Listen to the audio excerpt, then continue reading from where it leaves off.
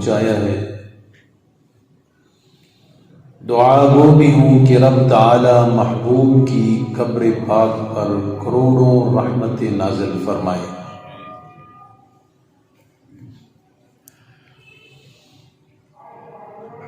حضرات،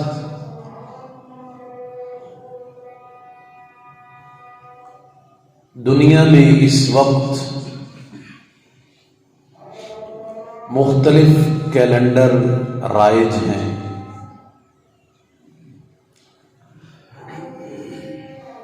لیکن ہمارے یہاں انگریزی کیلنڈر عموماً اور اسلامی کیلنڈر برائے نام استعمال کیا جاتا ہے۔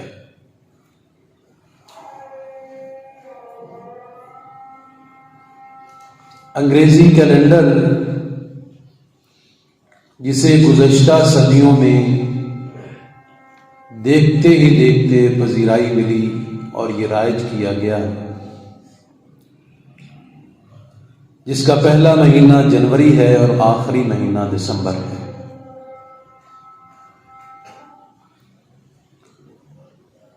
تو اسی مناسبت سے دسمبر کی آخری تاریخ میں نیو ایئر سیلیبریشن کے طور پر یہ دن یا اس کی رات لوگ مناتے ہیں۔ اس میں کوئی شک نہیں کہ کسی بھی زندہ قوم کے لیے تاریخ کا اہتمام ہونا، تاریخ کا پتہ ہونا، یہ نہایت ہی اہم ہے۔ اسی لیے اکثر اقوام نے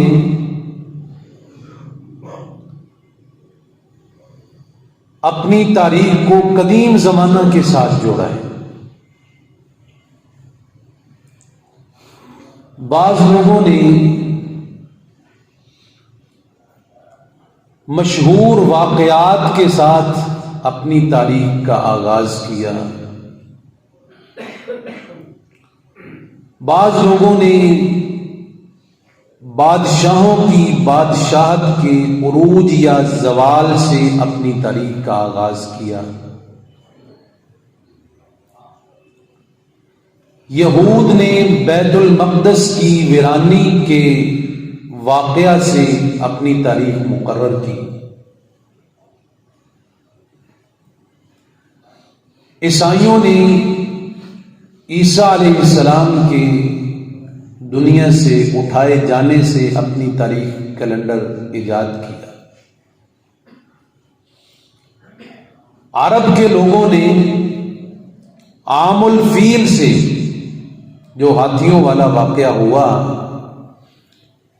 عربیوں نے اپنی تاریخ کا آغاز اس عام الفیل سے کیا، اور اسلام میں سن ہجری کا استعمال کیا گیا، جس کو مقرر کرنے والے سیدنا عمر فاروق رضی اللہ تعالی عنہ ہیں، ان کے زمانے میں کیا گیا۔ لیکن کہاں سے یہ تاریخ شروع ہوئی؟ ہجرت سے، جب میرے اور آپ کے پیارے پیغمبر جناب محمد رسول اللہ صلی اللہ علیہ وآلہ وسلم نے مکہ سے مدینہ کی طرف ہجرت کی، اس سے آغاز ہوا ہماری اس سن ہجری کا۔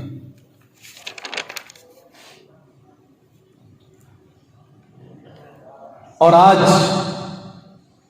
لوگ جس غلط کام کی طرف توجہ کر رہے ہیں، اسی کی طرف میں آپ کی توجہ مبذول کروانا چاہتا ہوں کہ ہمیں من حیث القوم اس سے نکلنے کی ضرورت ہے۔ ہمارے پاس جب اپنی تاریخ موجود ہے، ہم کسی اور کی تاریخ کو کیوں منائیں؟ ہجری سال کا آغاز محرم سے ہوتا ہے، اور بدقسمتی ہماری اتنی ہے کہ ہمیں اسلامی تاریخ کے مہینوں کو بھی مہینوں کے نام بھی بعض لوگوں کو یاد نہیں. بچوں کو تو یاد ہونا درکنار، بڑوں کو بھی اسلامی مہینوں کے جو ہجری مہینے کے سال کے مہینے ہیں ان کے نام تک یاد نہیں. اور انگریزی کی تاریخ پوچھ لیں، اس کا مہینہ پوچھ لیں، اس کی عیسوی پوچھ لیں، صدی پوچھ لیں کون سی ہے، تمام کی تمام ہمیں فر یاد ہوتی ہے. اگرچہ ہمارا سال محرم سے شروع ہوتا ہے لیکن ہمارے تمام معاملات وہ عیسوی سال کے ساتھ جڑے ہوئے ہیں. آپ اسکولوں کو لے لیں، کالجز کو لے لیں، یونیورسٹیز کو لے لیں، دفاتر کو لے لیں، جتنے بھی سرکاری محکمے ہیں، پرائیویٹ محکمے ہیں، جو بھی برانچ ہے اس میں عیسوی سال کے اعتبار کے ساتھ ہم جڑے ہیں. تو اس اعتبار سے ہمیں کیا کرنا چاہیے؟ یہ جو عیسوی سال کے آغاز میں ہم داخل ہونے والے ہیں، 2022 شروع ہونے والا ہے اور 2021 کا اختتام ہے.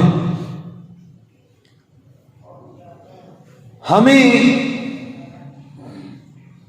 جنہوں نے یہ پورا سال صحت تندرستی کے ساتھ گزارا ہے، ہمیں اپنا محاسبہ کرنا ہے. تزکیہ نفس، کیونکہ یہ دن گزرتے گزرتے گزرتے گزرتے سال شروع ہوا تھا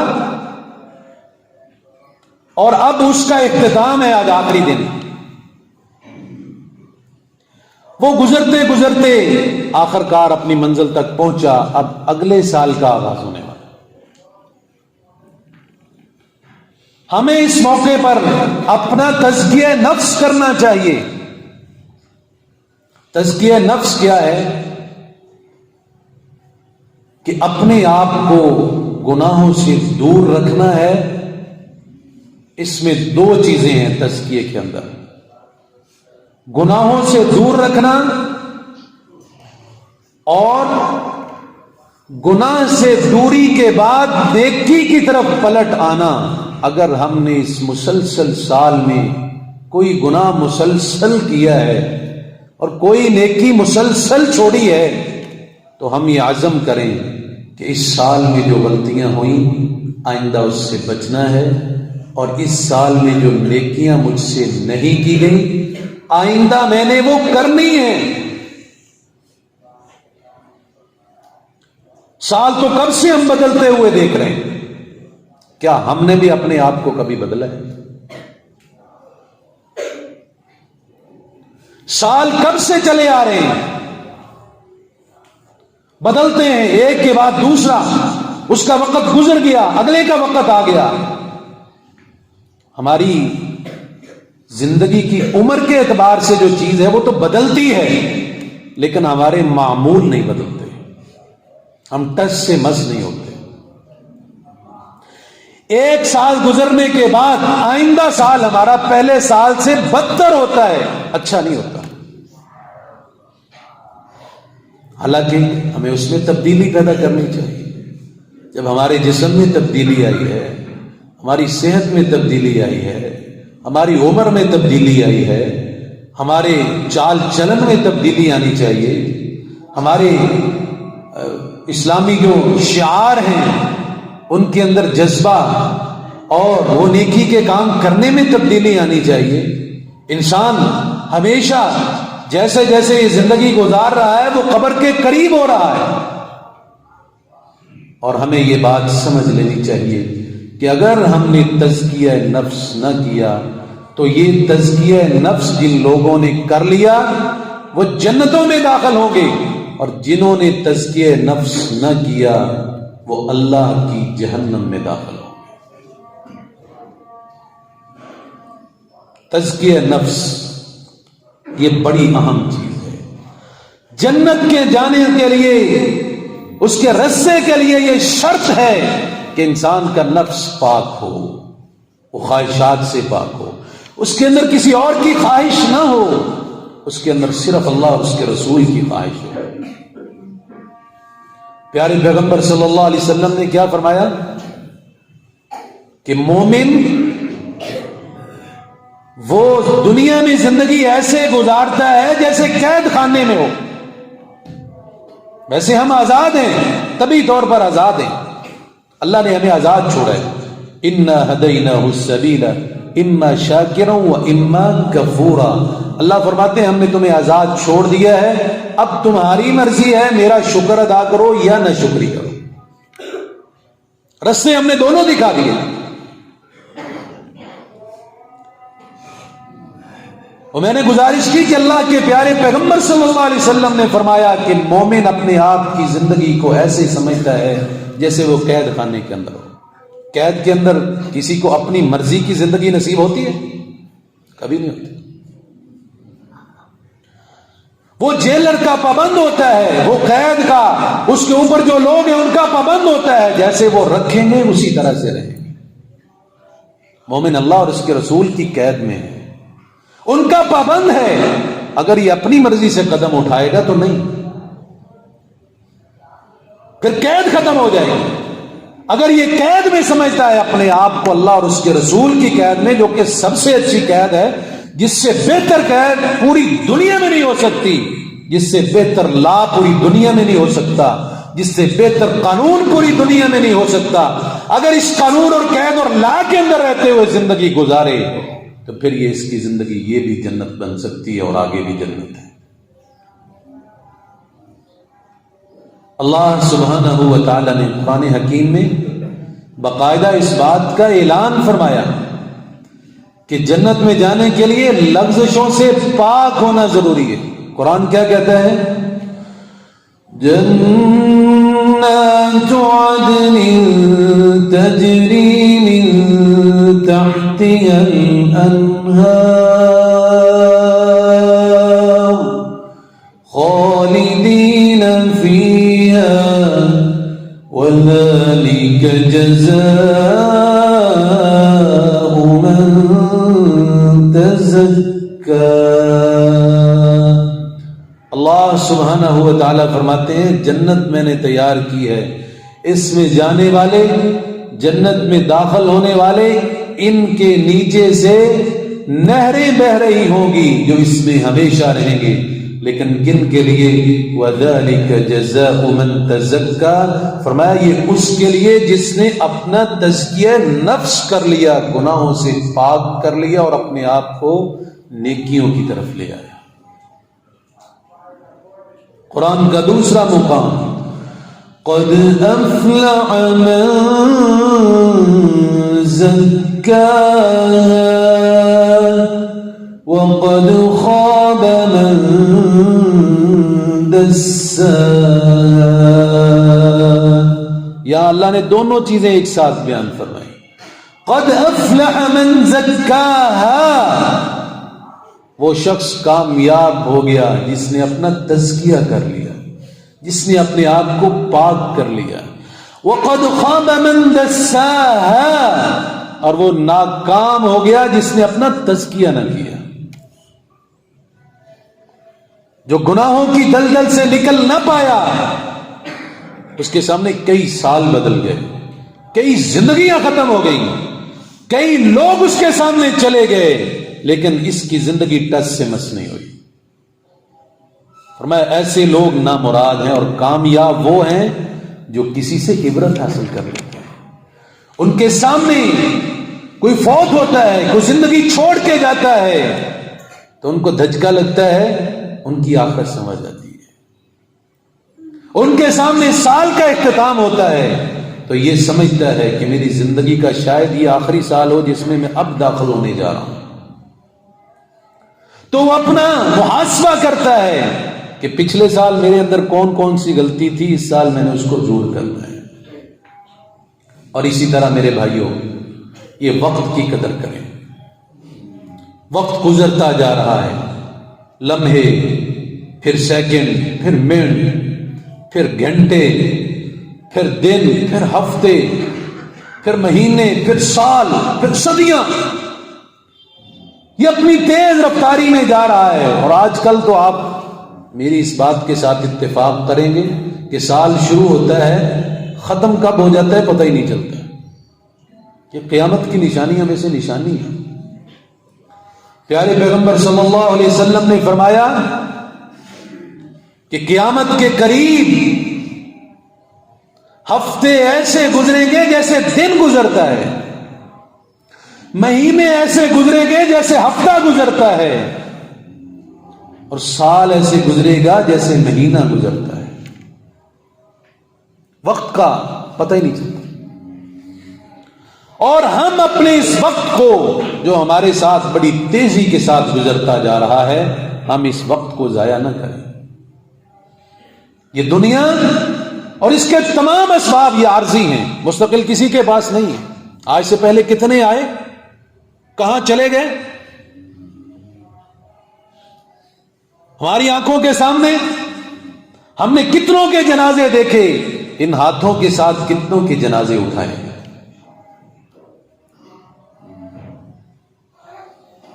جنازہ تیرا بھی اٹھے گا ایک دن, جنازے اوروں کے تو نے اٹھائے. یہ جو جنازے تو دو اوروں کے اٹھاتا ہے, ایک نہ ایک دن تیرا بھی اٹھنے والا ہے. اللہ کرے اللہ ہماری آخرت اچھی کرے, اور اللہ ہمارا آخری وقت بھی اچھا کرے, ہمارا خاتمہ ایمان کرے. تو یہ زندگی میرے بھائیوں کسی کے پاس مستقل نہیں ہے. جو زندہ ہے وہ موت کی تکلیف سہے گا. جب احمد مرسل نہ رہے اور کون رہے گا؟ جب اللہ کے پیارے پیغمبر صلی اللہ علیہ وسلم, اللہ کی اتنی محبوب شخصیت کہ جن کے متعلق اللہ رب العالمین نے قرآن حکیم ان کی صفات میں بھر دیا, تورات اور انجیل میں ان کے آنے سے پہلے ان کے چرچے فرمائے. اللہ رب العالمین نے ان سے بڑھ کر پوری دنیا میں کسی اور کو نہیں بنایا. سب سے اعلیٰ, سب سے عرفہ, سب سے زیادہ مقام اور سب سے زیادہ مرتبہ کس کا ہے؟ پیارے پیغمبر جناب محمد صلی اللہ علیہ وسلم کا. جب وہ نہ رہے تو میری اور آپ کی کیا حیثیت ہے؟ یہ یاد رکھیں کہ زندگی کی صورت میں جو وقت ہم گزار رہے ہیں, اس کے ایک ایک لمحے, ایک ایک لحظے کا ہم نے حساب دینا ہے. یہ مت کوئی سمجھے کہ جو میں نے کر لیا بس کر لیا, نہیں. تیری اور میری ایک ایک سیکنڈ کی, ایک ایک لمحے کی ویڈیو ریکارڈر اللہ تعالیٰ کے پاس موجود ہے. اور قرآن کیا کہتا ہے کہ وہاں قیامت والے دن جس جس عضو سے جو جو گناہ کیا وہ عضو بول کر بتائے گا, یا اللہ اس نے میرے سے یہ گناہ کیا. پٹھے, اللہ تعالیٰ یہ پٹھوں کو طاقت دے گا, انگلیاں ہماری بولیں گی. زبان تو بولتی بولتی ہے, کان ہمارے بولیں گے, اللہ ان پٹھوں کو بولنے کی طاقت دے گا. یہ تمام اعضائے بدن بول بول کے ہمارے گناہوں کے متعلق بتائیں گے, یا اللہ اس نے, میں تیرا فلاں بھیجا ہوا تیرا عضو اس بندے کے پاس گیا, اللہ تیری امانت رہا, اللہ میں نے یہ چیز اس کے اندر نوٹ کی, یہ فلاں فلاں گناہ اس نے میرے سے کیا. یہ وقت اس کو معمولی نہ سمجھے, اس کو ضائع نہ کریں. اس کا ایک ایک لمحہ اس کا ہم نے اللہ سبحانہ و تعالیٰ کے سامنے حساب دینا ہے. تیرے اور میرے دائیں اور بائیں اللہ تعالیٰ نے کرامن کاتبین بٹھائے ہیں, یہ لکھتے ہیں ایک ایک چیز, اور پھر یہ رپورٹ اللہ کے سامنے پیش کی جاتی ہے. یہ فرشتے کوئی ایسا عمل نہیں جو میں نے اور آپ نے کیا ہو اور فرشتوں نے نوٹ نہ کیا. ہر ایک عمل ان کی ڈائری میں موجود ہے اور اللہ رب العالمین کے پاس ریکارڈ موجود ہے.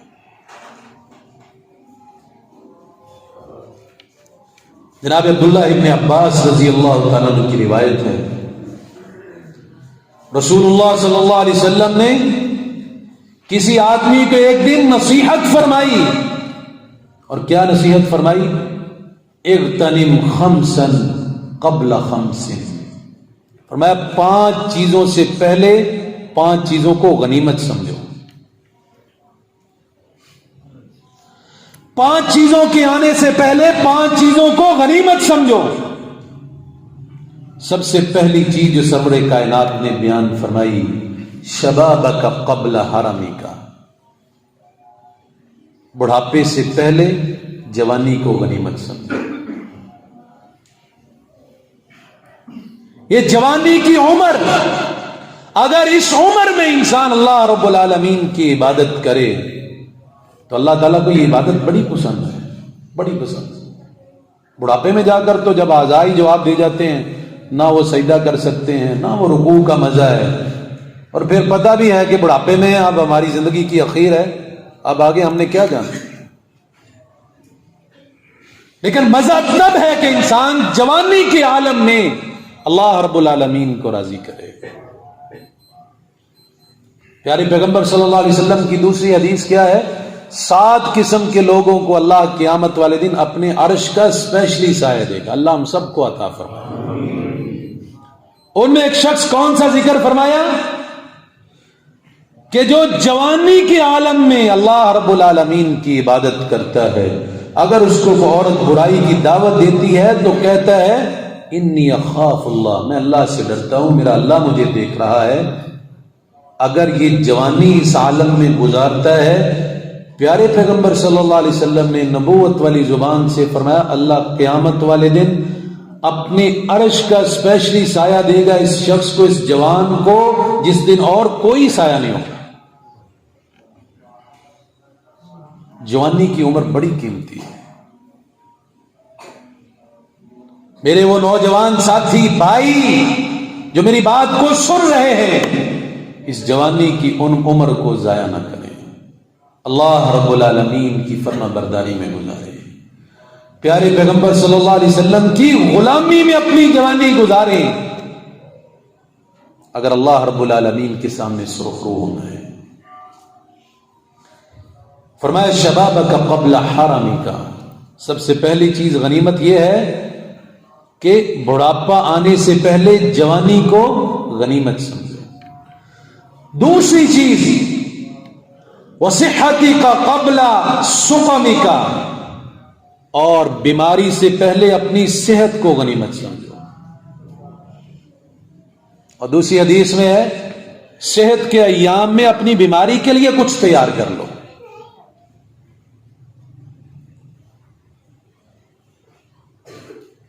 بیماری انسان کی بعض دفعہ اس کی کوئی اپنی ایسی گناہ ہوتا ہے جس کی سزا ملتی ہے، اور بعض دفعہ اللہ تعالیٰ اپنے نیک بندوں کو آزماتا ہے. جناب ایوب علیہ السلام کی زندگی دیکھیں، 17-18 سال بیماری بھی کیسی کہ اللہ کے نبی ایوب علیہ السلام، تاریخ والوں نے لکھا ہے کہ چارپائی پر یا لیٹے ہوتے تو بالکل ایسے لگتا جیسے ہڈیاں پڑی ہوئی، ہڈیوں کی مٹھ بن گئے. لیکن اللہ کے اس نبی نے ایک دن بھی اپنی زبان سے اللہ کا شکوہ نہیں کیا، بلکہ کیا کہتے رہے؟ رب انی مسنی الضر وانت ارحم الراحمین.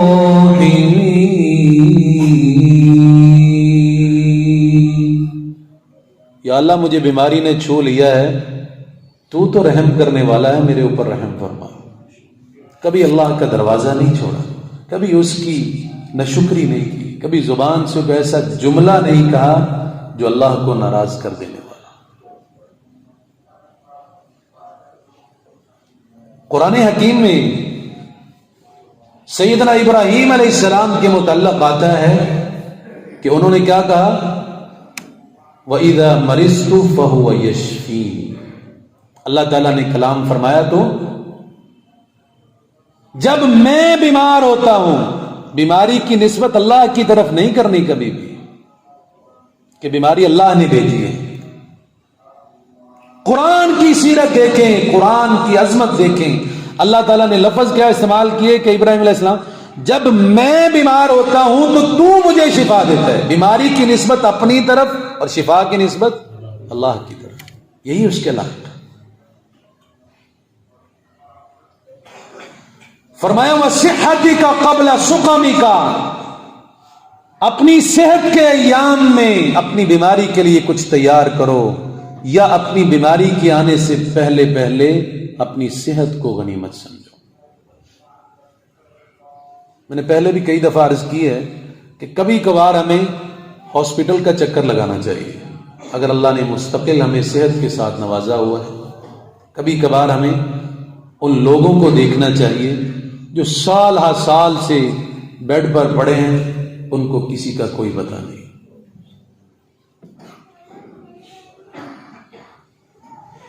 ہمیں خبرگیری رکھنی چاہیے۔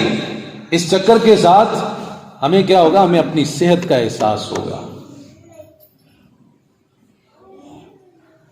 ہم کہتے ہیں زندگی ہزار نعمت ہے، صحت ہزار نعمت ہے،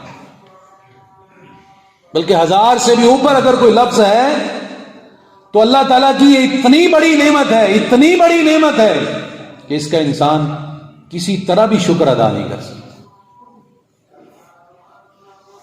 اور تیسری چیز آپ نے بیان فرمائی وَغِنَاكَ قَبْلَ فَقْرِكَ، اور کنگال ہونے سے پہلے پہلے جو تمہارے پاس مال ہے اس وقت کو غنیمت سمجھو۔ یہ مال ہمارے پاس ہمیشہ رہے گا؟ نہیں۔ کتنے ہم نے اپنی زندگی میں دیکھے عروج زوال، کئی لوگ وہ دن ہی دن میں امیر ہو گئے، کئی لوگ دن ہی دن میں ڈاؤن سے ڈاؤن، غریب سے غریب ہو گئے، کنگال ہو گئے، مانگنے پر مجبور ہو گئے۔ تلک الایام نداولها بین الناس، یہ تو اللہ تعالیٰ کی مرضی ہے، وہ لوگوں کے اوپر دنوں کو پھیر پھیر کے لے کے آتا ہے، کبھی امیری کبھی غریبی، مستقل کسی کے پاس نہیں۔ کیا کوئی آدمی یہ دعویٰ کر سکتا ہے کہ میرے ماں باپ سے ملی ہے، نیچے میری پوچھ تک یہ جائے گی، ہم سے کبھی بھی یہ جو مالداری ہے ختم نہیں ہوگی؟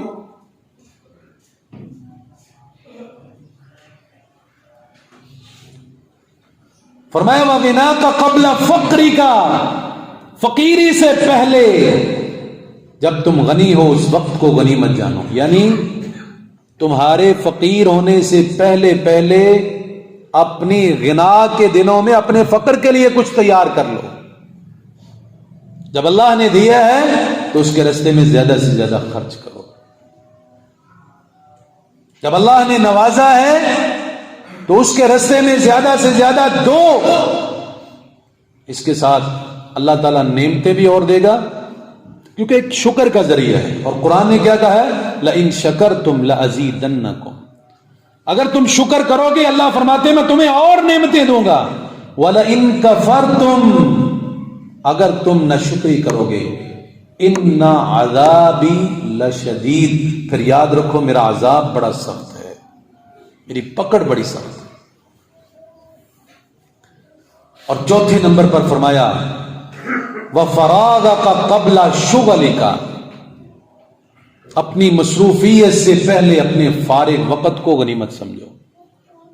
فارغ وقت کا مل جانا یہ اللہ تعالیٰ کی بہت بڑی نعمت ہے، یہ بڑی غنیمت ہے۔ آپ نے دیکھا نہیں جتنے لوگوں کے پاس مال زیادہ ہوتا ہے وہ اتنے ہی زیادہ بزی اور مصروف زیادہ ہوتے ہیں، ان کے پاس وقت ہی نہیں ہوتا۔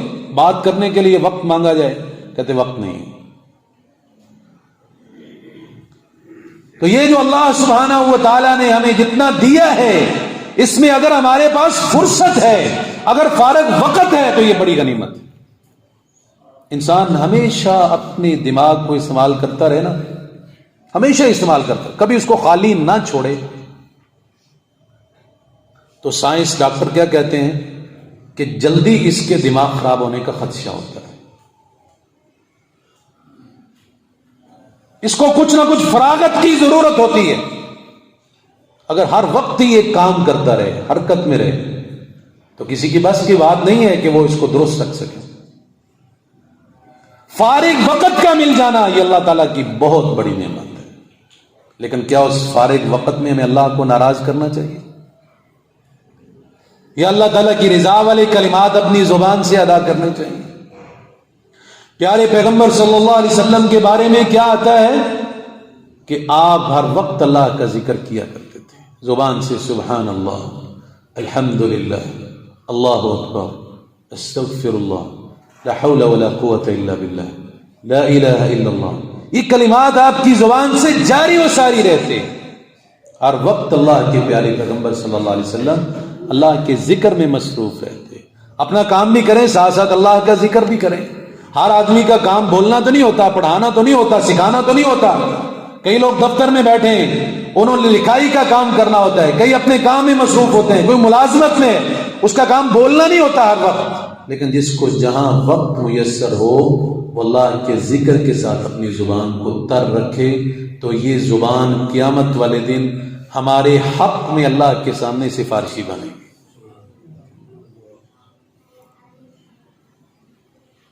اور پانچویں چیز پیارے پیغمبر صلی اللہ علیہ وسلم نے فرمایا، وَحَيَاتَكَ قَبْلَ مَوْتِكَ، اور اپنی موت سے پہلے اپنی زندگی کو غنیمت سمجھو۔ یہ ہے میرے موضوع سے اصل، جس سے میں نے جو چیز میں نے آپ کے سامنے رکھنی تھی،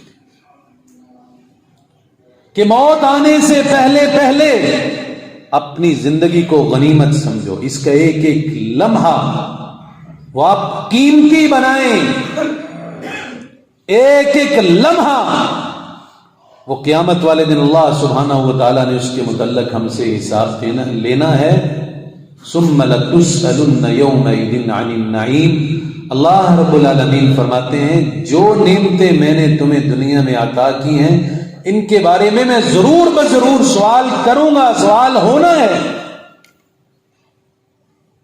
اور پیارے پیغمبر صلی اللہ علیہ وسلم کی دوسری حدیث دیکھیں تو اس کی مزید وضاحت ہوتی ہے۔ سرکار دو عالم نے کیا فرمایا کہ قیامت والے دن لا تزول قدم ابن آدم حتی یسأل عن خمس، ابن آدم اس وقت تک اپنا پاؤں ہلا نہیں سکے گا جب تک یہ 5 سوالوں کے اللہ کے جواب نہیں دے لے۔ یہاں تو ہم اپنی مرضی سے پاؤں ہلاتے ہیں نا، جہاں مرضی چلتے پھریں، وہاں تو ایک قدم بھی اللہ کی مرضی کے مطابق نہیں اٹھا سکیں گے، ایک قدم بھی جو اٹھائیں گے، قدم اگر ہلانا بھی ہے تو وہ بھی اللہ کی مرضی کے مطابق، اس کے علاوہ نہیں ہلا سکتے۔ اس نے ایک سوال اللہ کے پیارے پیغمبر صلی اللہ علیہ وسلم نے کیا فرمایا کہ ایک سوال یہ ہوگا کہ تجھے میں نے 60 سال 100 سال زندگی دی، ذرا اس زندگی کا حساب دے کہ اللہ کو ناراض کر کے آئے یا راضی کر کے آئے۔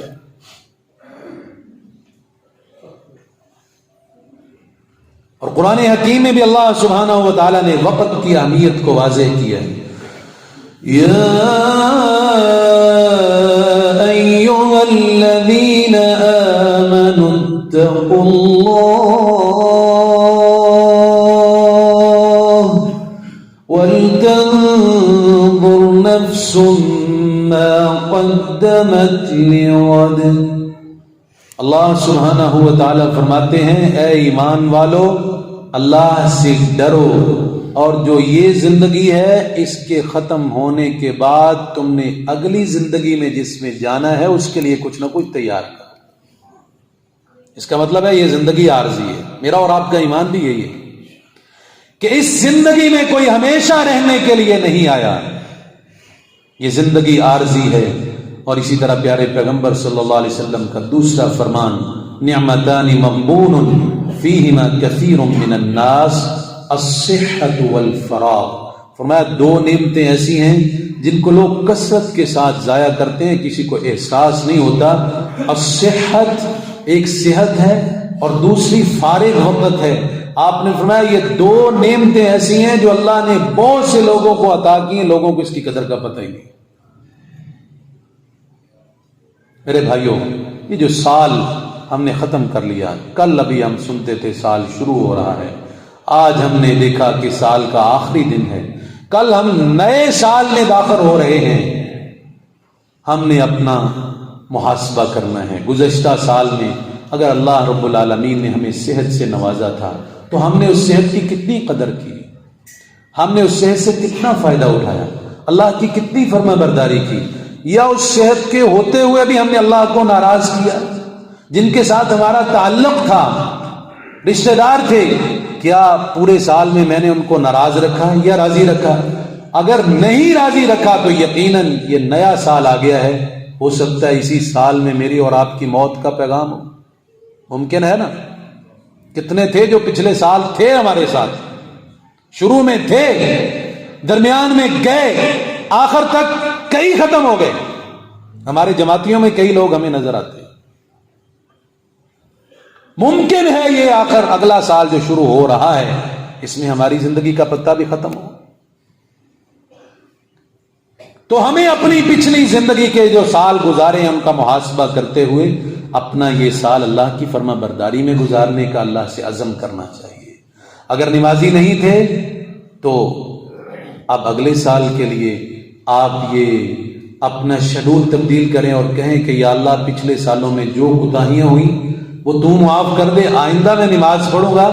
ایک اور اینٹ گر گئی دیوار حیات سے، نادان کہتے ہیں نیا سال مبارک ہو. ہمیں خوشیاں کس چیز کی ہیں؟ خوشی کس چیز کی ہے؟ سال تو ہماری زندگی سے ختم ہو گیا. ہم تو جتنا قریب ہو رہے ہیں، جتنے سال آگے گزارے ہم اپنی قبر کے قریب ہو رہے ہیں. ہر ختم ہونے والا سال ہمارا ایک قدم قبر کے قریب کر دیتا ہے. ہم کس بات سے خوش بیٹھے ہیں؟ اگر تو میری اور آپ کی زندگی ایسی ہے کہ ہم کہیں کہ یا ایھا النفس المطمئنہ، ہمیں مرنے کے فوراً بعد اللہ کہے گا جاؤ سیدھے جنت میں چلے جاؤ، پھر تو خوش ہوں. لیکن کیا میرے اور آپ کے زندگی کے معمولات ایسے ہیں کہ کسی کو بھی اتنا بھروسہ ہو کہ میں مرنے کے فوراً بعد جنت میں چلا جاؤں؟ پھر ہمیں فکر کرنی چاہیے. زندگی زیادہ ملنا یہ بھی اللہ تعالیٰ کی نعمت ہے. پیارے پیغمبر صلی اللہ علیہ وسلم کے پاس 2 شخص اسلام قبول کرنے کے لیے آئے، صحابی بنے. ایک نے اسلام قبول کیا، چند دنوں بعد غزوہ تھا، اس نے شہید ہو گیا، اللہ کے پاس پہنچ گیا. دوسرا اس سے کئی سال بعد زندہ رہا اور اپنی طبی موت فوت ہوا. صحابہ نے باتیں کی کہ دیکھو وہ آدمی کتنا خوش نصیب تھا، اس کے ساتھ آیا تھا اسلام قبول کرنے کے لیے. دونوں اکٹھے آئے تھے. اس نے چند دن زندگی گزاری، صاف ستھری زندگی گزار کے شہادت پا کے چلا گیا. لیکن پیارے پیغمبر صلی اللہ علیہ وسلم نے کیا فرمایا کہ اس نے جو اس کے بعد زندگی گزاری ہے، اس کی نمازیں، اس کے روزے، اس کے زکاتیں، اس کے عمرے، اس کی جو نیکیاں ہیں وہ حساب تو کرو وہ کتنا آگے نکل گیا. یعنی زندگی زیادہ ملنا یہ بھی اللہ کی نعمت ہے، لیکن اگر وہ اللہ کی فرما برداری میں ہو پھر کہتے ہیں